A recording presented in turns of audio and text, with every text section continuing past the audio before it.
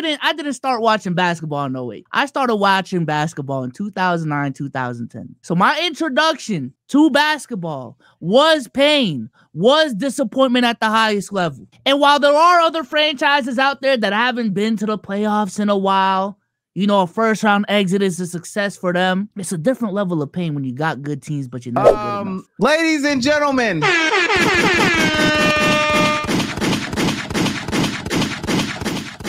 Big Boston.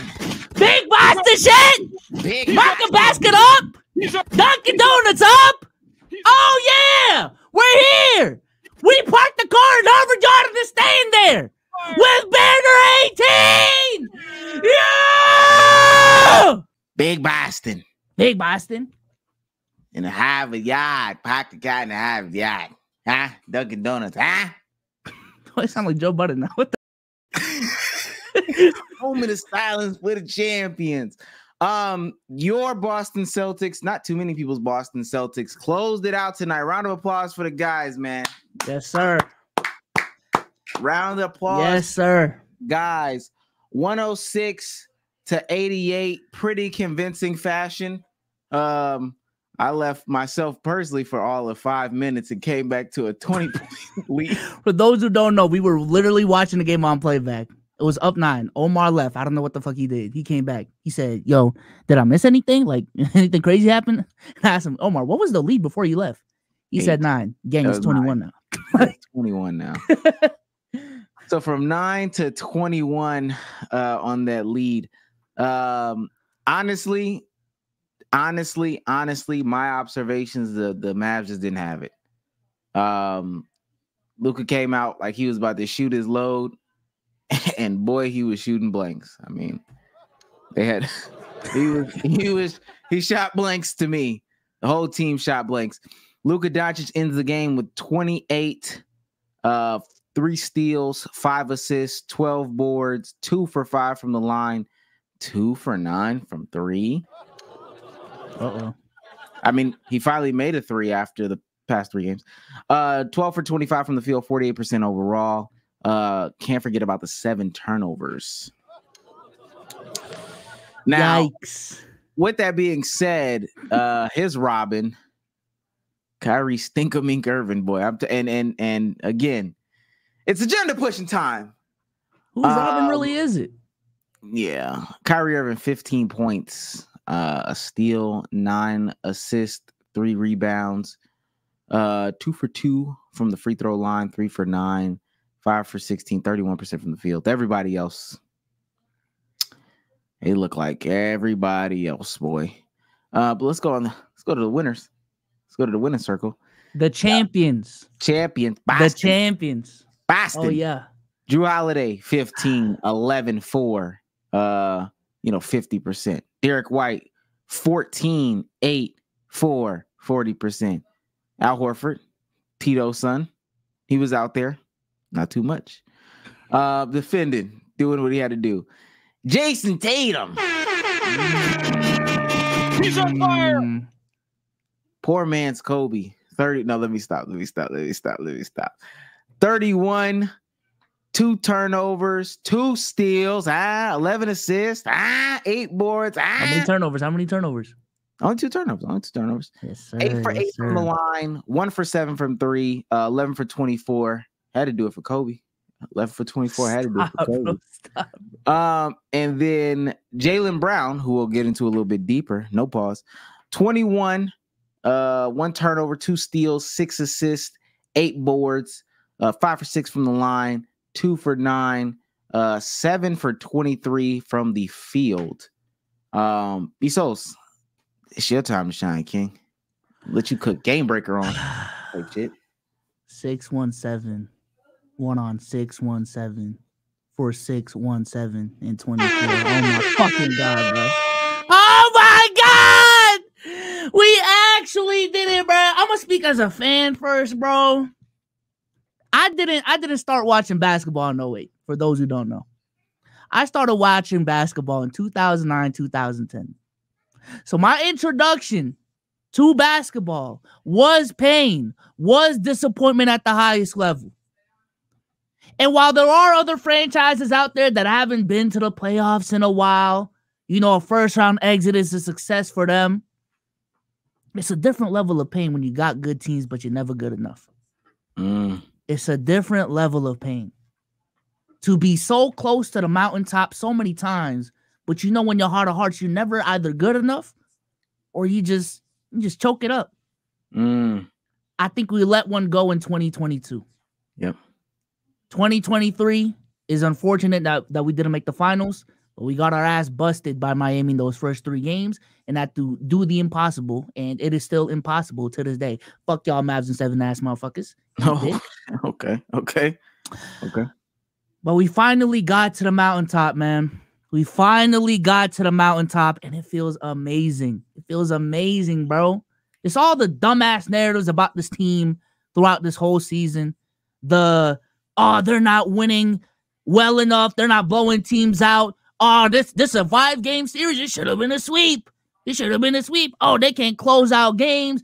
Every single turn, they prove motherfuckers wrong, bro. And I love this about this team. This championship is sponsored by the Milwaukee Bucks. Shout out to the Milwaukee Bucks. Shouts out to the Bucks. Shout out to Drew. Appreciate y'all.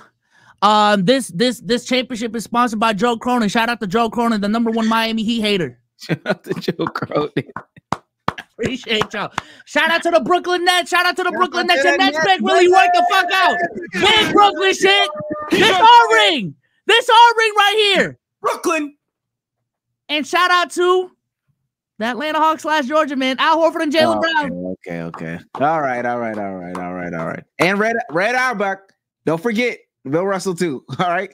Yeah, shout out to the guys, man. This was really a team effort, man. We couldn't have done it without y'all, bro. Oh, shout out to the San Antonio Spurs, wherever we got Derek White. Shout out to y'all. You know, this just feels amazing, man. All the doubt.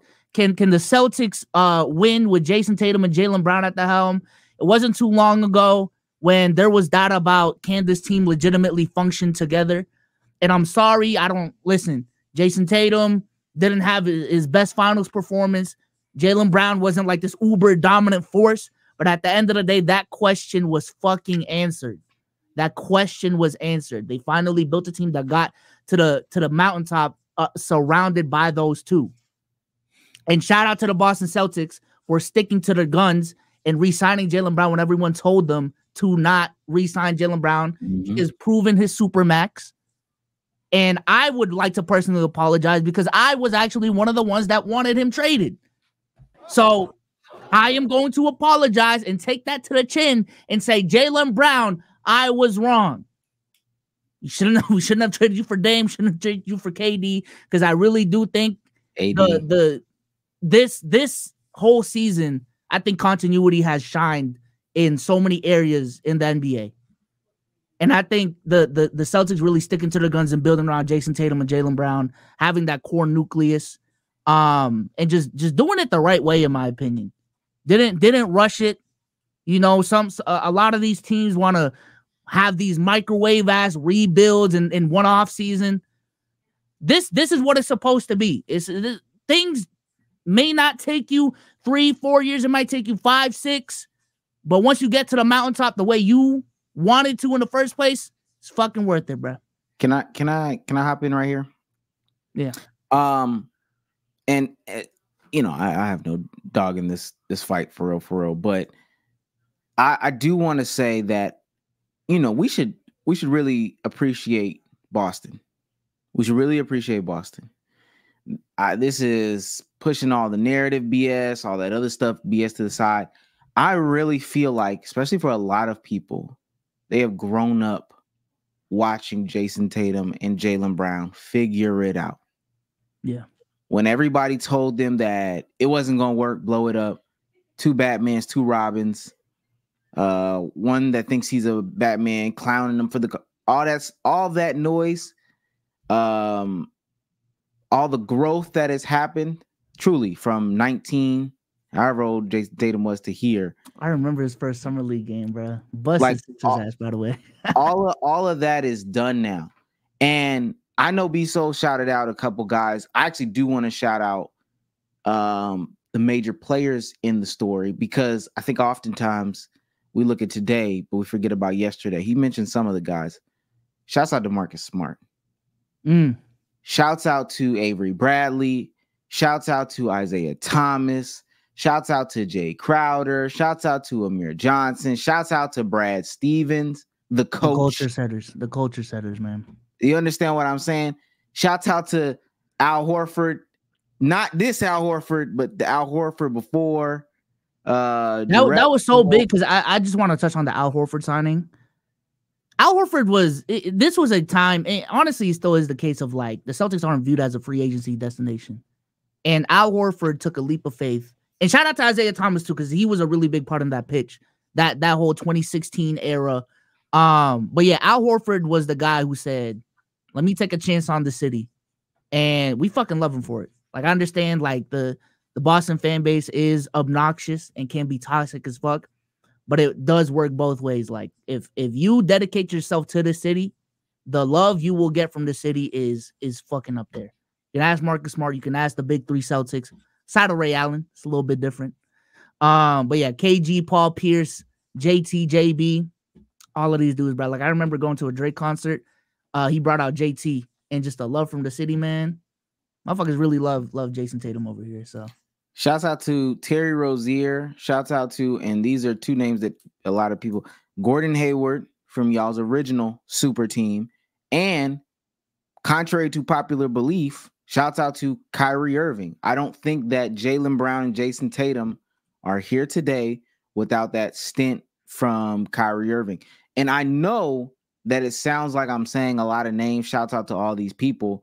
But again, if we step back and we look at the growth of who Jason Tatum and Jaylen Brown are to get to today, those were the steps. They had to face LeBron James in the conference finals as a rookie. They had to lose there. They had to go through this. Okay, we've got Gordon Hayward. We've got Kyrie Irving. Gordon Hayward goes down and people got to step back up. They had to face the, okay, whose locker room is it? Whose team is it? Et cetera, et cetera. They were up. Remember that. They had to go back down in 2020 and 2021 because y'all's record went back down to a 7 seed to climb back up. Danny Ainge had to leave. Brad Stevens had to step up. Shouts out to Ime Udoka. Shout out to Marcus Smart. Well, not with that trade. I think a very underrated part of the season is I feel like the last 2 years, Marcus Smart and Al Horford were viewed as the leaders of this team when your two most talented players are their most talented players. I think this season we really saw a leap in, this is Jason Tatum and Jaylen Brown's team.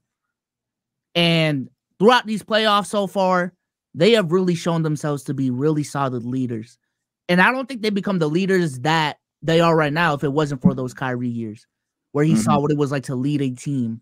What they saw, what it was like to lead a team as a number one. If it wasn't for those Al Horford, Isaiah Thomas years, even Gordon Hayward to a certain extent. So all of these things are just a part of the process. It's just annoying that motherfuckers really want to rush it because, like, we were having similar conversations about Denver until they won a championship. We're having similar conversations about Milwaukee those last 2 seasons before they won a championship. Like, I want everything to come so fast. Pause. But yeah, shit just takes time.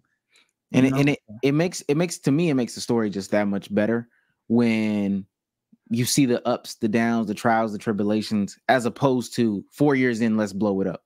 4 years in, whose fault is it? Who isn't going to be real? And again, these guys are 19, 20, 21, 22.